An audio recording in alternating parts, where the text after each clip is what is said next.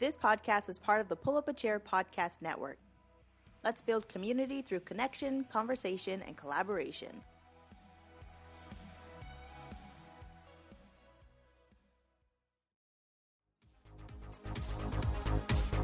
I never wanna get used to the sound you whispering in my ear. Cringe With Me brings you all the best cringy, funny, and relatable content you could ask for. From the best of Reddit to the most outrageous advice columns, Ryan and V have a grand story to tell you. Check us out every Wednesday, your favorite podcast directory, and by the end, you'll cringe with me. Alright guys, welcome back. Ryan, what do you got for me today? Okay, so this is another Ask Reddit. It's one of my favorite Reddits to grab stuff from. But this one is titled, "What are you a huge fan of, but won't express it because you don't want to be associated with the fan base?" It's funny because my first thought when I see this is maybe it's an old joke, but my first thought was Christianity. Oh, burn! It's like, oh yeah, no, I'm okay with the content, but the fan base is a little cringy sometimes. But that joke being aside. Yeah, never thought we'd talk religion. Hey, okay. I mean, I don't know why you didn't think we'd talk about religion. We're talking about cringy things, and religion could be pretty cringy sometimes. Yeah, I'm looking, what's the name of the guy who just had money pulled out of his bathroom walls? I have to look it up now. No, I'm not sure. He was like one of the mega churches. Yeah, see, like, you could look at that. If you take nothing, if you don't take this as a comment on Christianity, take it as a comment on mega churches or any of the like corrupt organizations that use religion to justify doing terrible things to people. Those it was Joel Osteen. Oh, okay. Yeah. Yeah. No, televangelists scare me so much. They do some crazy stuff, like the whole faith healer thing and the like. Oh my God, there's an amazing Last Week Tonight with John Oliver segment about mega churches and televangelists, and I highly recommend it to anyone who's interested in that kind of topic because it gets pretty fun.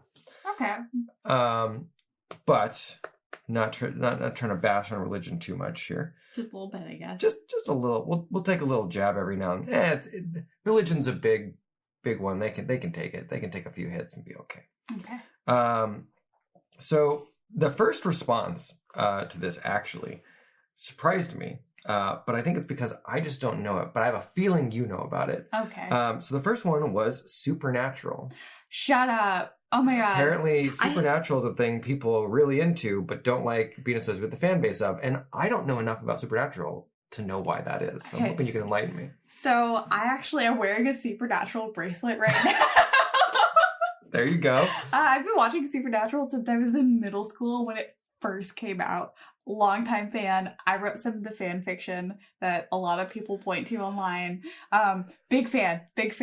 Destiel all the way. I'm definitely a Dean girl. I mean, Sam's okay, but that was like my puberty crush. Which one's Dean? Which one's Sam?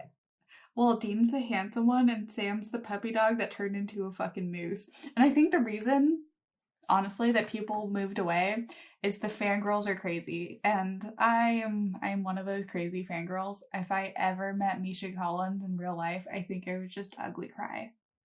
Okay, all right. So this is pretty. We are passionate. We are a very passionate fan grace. I am on the forums. I've been on the forums since forums were a thing. Like, Sam's puppy dog face was like one of my MySpace the back sides of it. Like, I was a MySpace girl. We've been through this. And then the like old rock and the like car. Oh my God, everybody loves Baby. So there's a lot to it, and some of them are kind of gross because a lot of the fan fictions have like a little like incest theming that comes up a lot in the fan base. Oh no! Yeah. Oh no! I do not need that. But I'm a Dean girl. I can say I'm part of the fandom because I've been part of the fandom. Like, I think my first fan fiction was about Sam and his werewolf girlfriend that she didn't die at the end, that she lived. Oh my God! I had a feeling that you would be someone that would have an insight to this. I didn't know how deep that was going to go, so I'm actually pretty happy about this. Well, one of my tattoos is going to be the demon symbol that I have on the bracelet that I'm currently wearing. All right. I like it. So true fan. I'm not going to get it over my heart like everybody else does, though. So, yeah. I might get it stamped. God, that feels that's somehow more cringy than... Okay. I didn't think we were going to be able to beat that, but here we are. You don't understand. Like, I haven't watched the last episode because I can't bring myself to do it because I grew up with the show. See, I missed the Supernatural train. I tried to start watching the show maybe 5 months ago, and I couldn't do it. I got through like maybe half the first season, and I'm like, this is really kitschy and like not super great, and I can't get into it, and I don't care about the characters, and they're kind of just assholes. I'm not super into that, so I had a problem with it. Yeah, no, I grew up with them. They were my first crushes.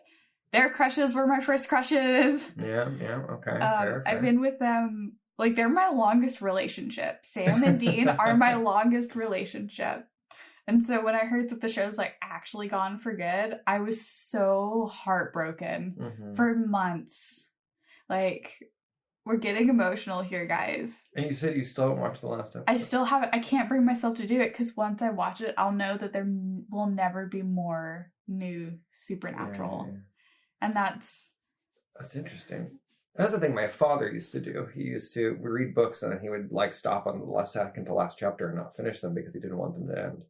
Which I did not inherit that particular trait because for me, I'm like, I'd rather binge something, watch it all, and then watch it again later. So, well, see, I've rewatched the whole show up until the last season at least 7 or 8 times. Okay, just there's episodes where I know every word, and my husband can contest it because we'll sit there and I'm like talking along with them. Oh no, one of those. Okay, well, I mean, hey, you know, if that's your thing. So you said the fan fiction you wrote was, you know, a little spicy. So I was 14. It's funny you say that because that's the second thing on the list.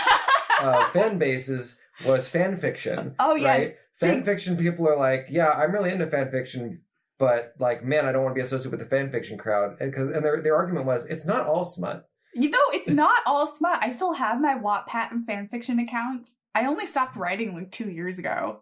Oh, okay. So this was a recent recovery for you. Well, I'm not recovered yet. I still read fan fiction every night. I read a chapter, and the worse it is, the more I like it. Got it. Like I want to read something that an 11-year-old girl wrote as her like first big creative project, and they thought they were going to be the next J.K. Rowling. I want to read her fan fiction. Who's the person whose actual novel series was just fan fiction? 50 Shades of Grey was a Twilight, which I read in its OG form. Oh, when it was still Twilight. And it was bad, and I loved it, and they polished it up, and it's still bad. Right. The worse the fan fiction, the more I like it. Cool. Great. I have not actually got into the fan fiction world that much. I mean, like, I've read a couple things, but not a lot of it, honestly. Well, see, Michael's the same way. I've been trying to get my husband to read fan fiction with me, and he's like, if it's not well written, I don't want to read it. And it's like, so little of it is well written, and that's the point. I think I'm going to fit into everyone that you read. Now that we're getting into this. My favorite experience with fan fiction was that there was this little, like a young boy who was trying to write effectively fan fiction for, what's the game?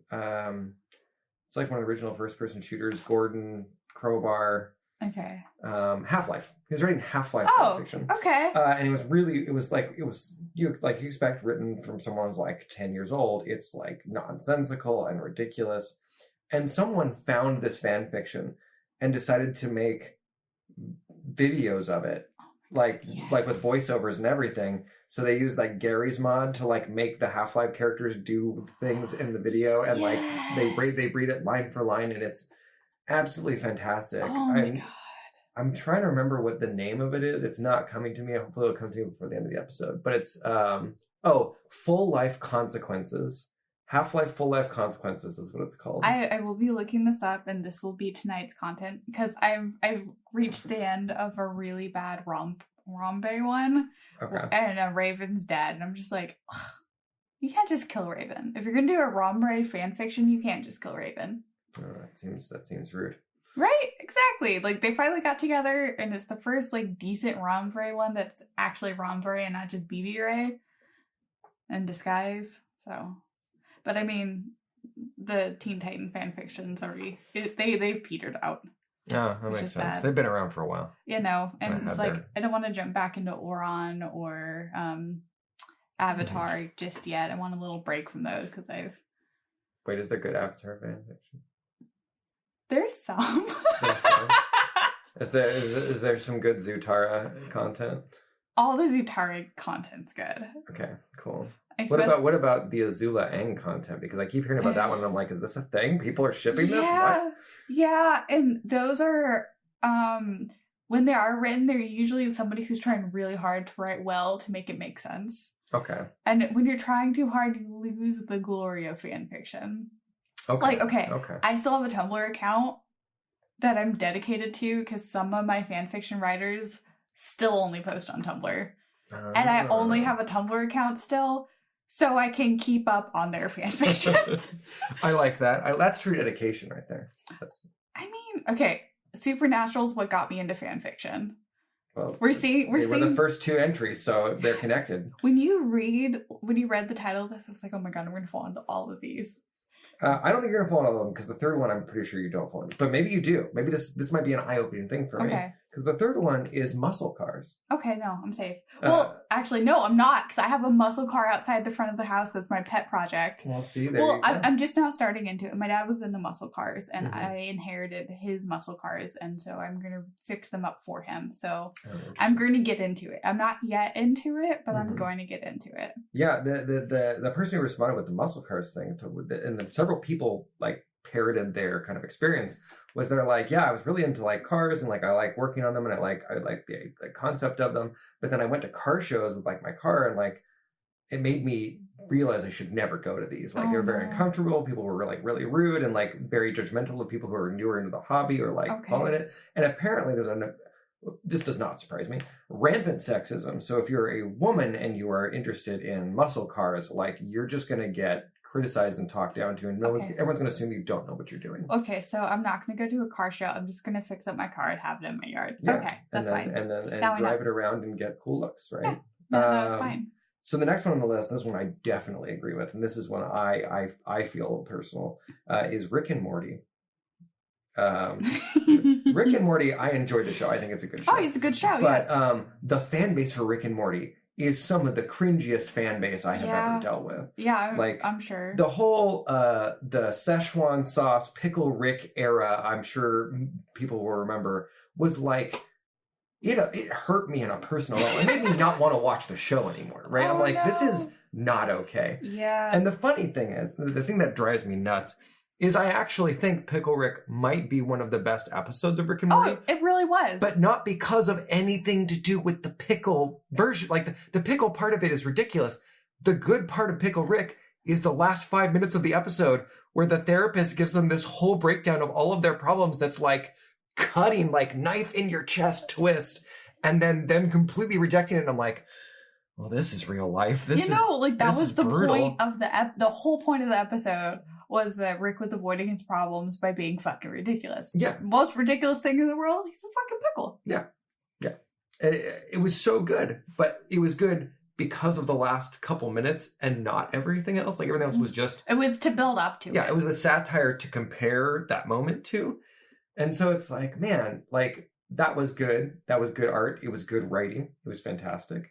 But like, I wouldn't be caught dead with a fucking Pickle Rick sticker on my car or anything like that because I can't. Like, I'm like, I don't want to be associated with nobody will think of it as ironic, which is what it should be. It should be ironic. Well, it's the key problem with writing satire, right? Is that when you write satire, there will be enough people who look at it and are like, oh, this is me, and they won't realize it's satire and will glom to it. Yeah, and they'll glorify the thing that you're trying to make fun of.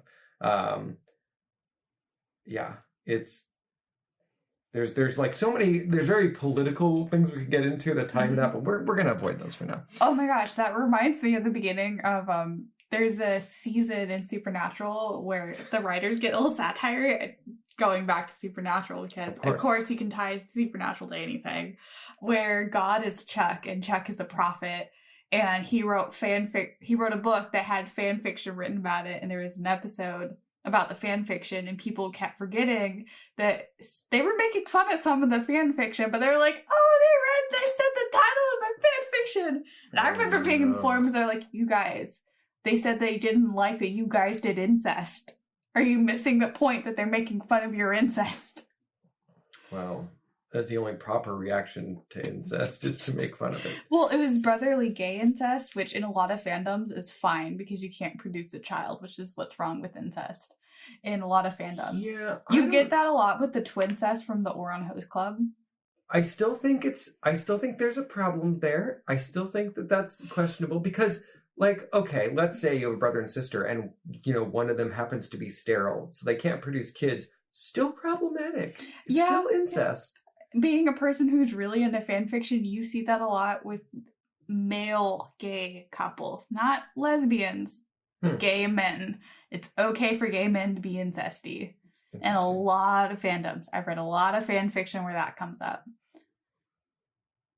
I feel like it's still not good, but you know what? I mean, it's I guess it's art and you do you, and as long as no one's being hurt, it's fine. I worry about anything that glorifies or promotes incest, because I feel like that's just a dangerous line to toe. Let me tell you, not many people are reading this fan fiction. Okay, fair enough. Okay, so the next one on the list, this one I think will be unsurprising, is anime. Right? Despite the popularity of anime in our culture, because anime is a super cultural phenomenon, right? It's massive. There are still people, and I think I'm kind of one of them, where like I do like a lot of anime. I really enjoy anime. That is not something I will lead with if I'm telling someone about myself, right? Like that is not something I'm going to talk about until like I have to gauge their weebness before I ever bring that up, right? Like I need to like I maybe mention a title of a common one to see how they react, and if they react to it, I'd be like, okay, so maybe we're cool and we can talk about this. But like, I am like a little bit nervous to bring up any interest in anime because of how it's perceived and how many people still to this day cannot separate anime and hentai, right? Like, to a lot of people, they're the same thing. And it's like, yeah, you can watch one of them without being into the other. That is a thing. But that's not, people just immediately jump to, oh, you watch anime, so you like cartoon porn. And it's like, no, that's not what I'm saying. I'm saying I watch these, you know, shows that are like basically comic books on their animated comic books, you know, it's great. Yeah, I don't know. It's an interesting fan base to be associated with. Not always the one you want to be associated with.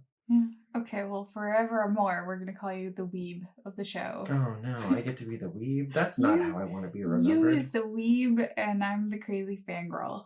But, like, the whole thing, like I didn't want to be associated with was those kids who put on, like, Naruto headbands and dashed around at lunch at school. I thought those kids were cool when I was in elementary school. It's like, look at that anime run.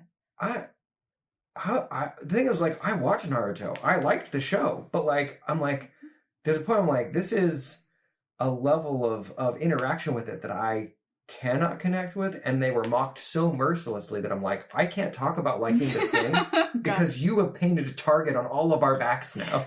You made it bad for all of us. Yeah, you ruined this thing for everybody else. Thanks. Yeah. Okay, what's the next one? Okay, the next one, this is actually the last one I pulled off the list, but I thought it was an interesting one. We're back to religion again, but not Christianity this time. We are on Norse mythology.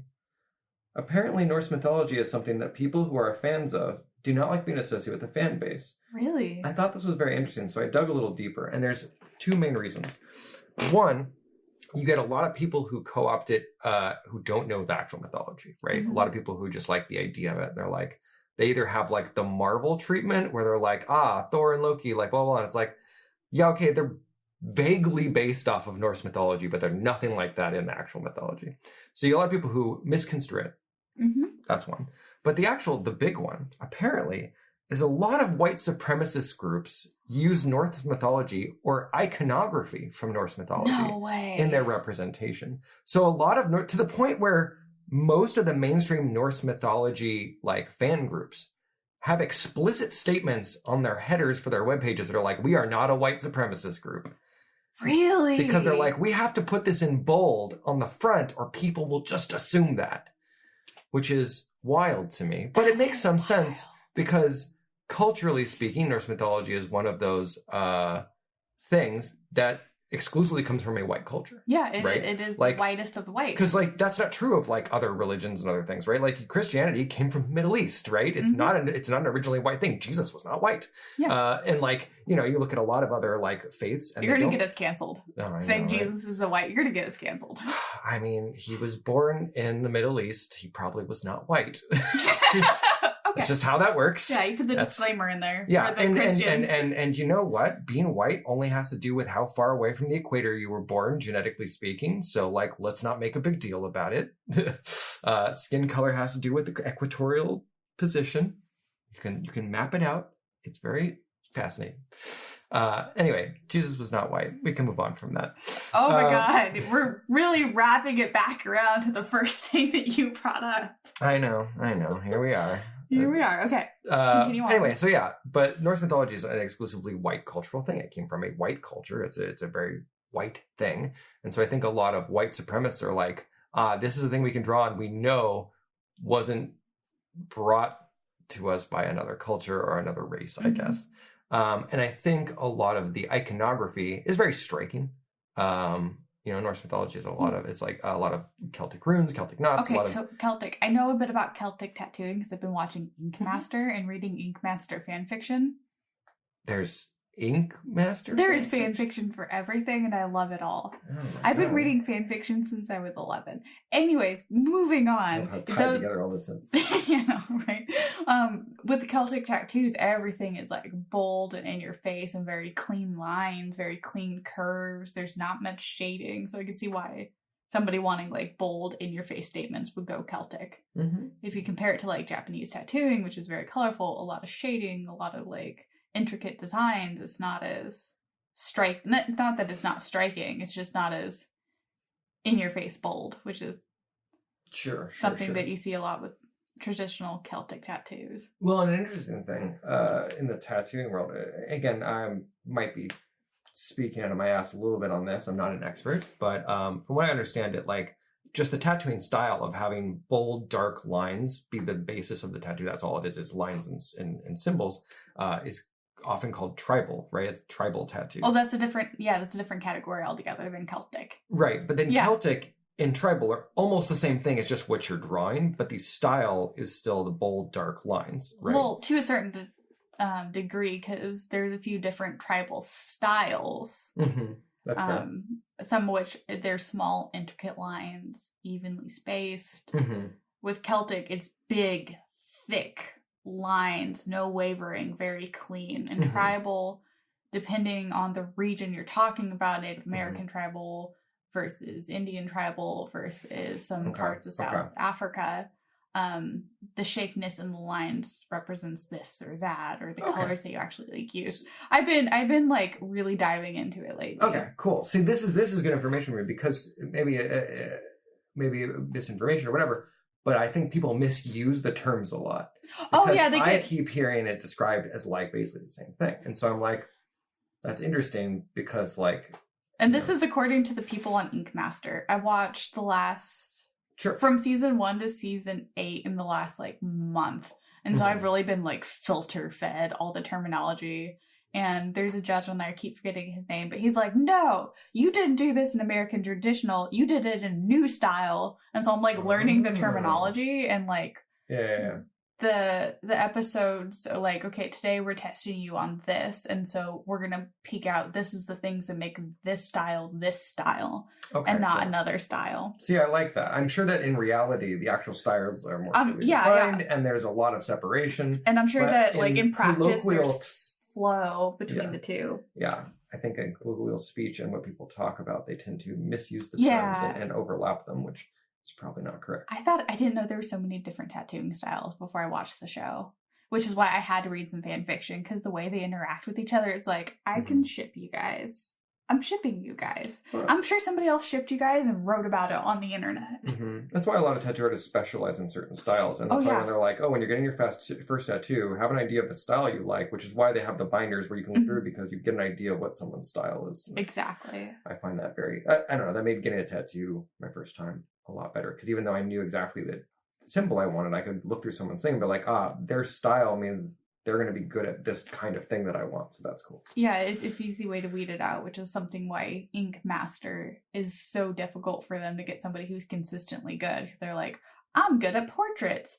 I'm good at new school. I'm good at traditional. I'm good at American traditional. I'm good at Chinese traditional. I'm good at Japanese traditional, which are different. Yeah. Yeah, no. It's good. It's all good. Cool. Well, so we've kind of gone through my list, and as usual with the Ask Reddits, I now have to ask you, what is a fan base that you think, a fan base that you are a part of, but you won't express it because you don't want to be associated with them? Well, see, I'm proudly into the fan fiction community, depending on the fan fiction. So we know that's I'm also very proud of Supernatural, literally wearing the bracelet, literally going to get a tattoo one day. The one I'm embarrassed about is Star Wars, and this is not a super recent development. But as a little kid, I was very, proud to be a Star Wars nerd. I can't say that anymore. I have, oh my god, look in this room. I have a Yoda teddy bear, and I have a teddy bear dressed as Darth Vader in this room. You definitely do. But I don't want to say I'm a Star Wars nerd anymore because of the behavior of the last couple years. Just nope. Yeah. Star Wars fan base has become very divided over everything past the original trilogy, and I understand why. But we could delve into that on another episode if you'd like. But that's a hard one to unpack. That's a big one. What about you? What are you embarrassed fan base that aside from Pickle Rick? Yeah. God, what am I famous that I don't like talking about?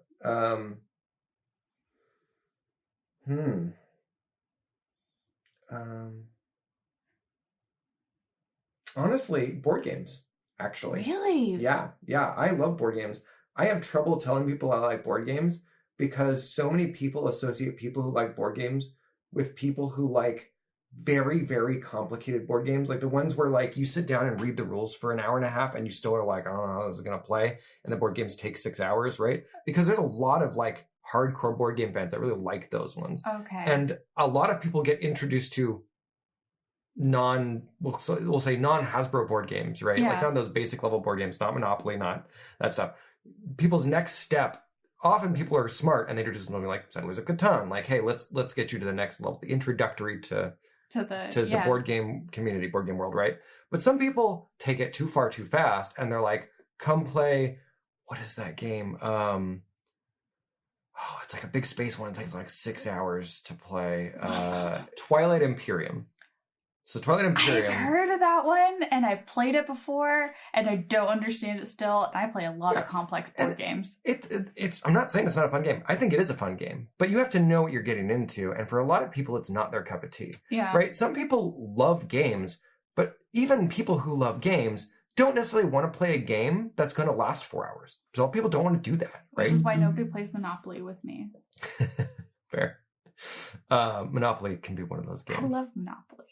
When you actually play it by the written rules, it plays pretty well. It's usually faster too. But yeah, anyway, board game, people get associated with this certain type of board game, or people like these really complex, very esoteric board games. And I'm I love board games. But most time when I'm looking for a board game, I'm looking for something that'll play relatively quickly and not be so complicated that I can't sit someone new down to it and have them not have a good time. Red Dragon Inn is a great example of the perfect introductory board game. Mm-hmm.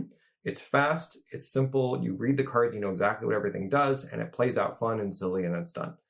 But the board game community, I love board games, and I like doing board game events and stuff, but I won't talk about being a board game fan to strangers because I feel like that's going to change their perception of me to be this person who likes overly finicky, overly complicated minutia type things. I see. Which I do, but I don't want them to think that about me. I see. Okay, that makes sense. Yeah. That's it. I I'm think going to that's tell the our list. boss, though. And at that, we're going to say goodbye. Goodbye. Connect with us. Follow us on social media. Twitter, Facebook, YouTube, Instagram, at Cringe With Me. Everything is linked in the description of this podcast. Cringe With Me podcast is a production of Pull Up the Chair Foundation. All opinions in this podcast belong to the host and do not necessarily reflect the views of the Pull Up a Chair podcast network. I never wanna get used to the sound you whispering in my ear.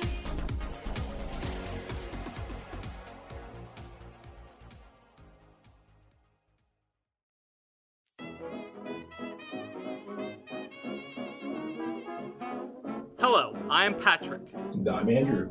And I'm Christian. And I'm Alec. and we are Rad Theater, a podcast where a bunch of friends play role-playing games and share a single brain cell, and the GM doesn't always have it. Oh, and it's theater spelled the correct way, Theatre.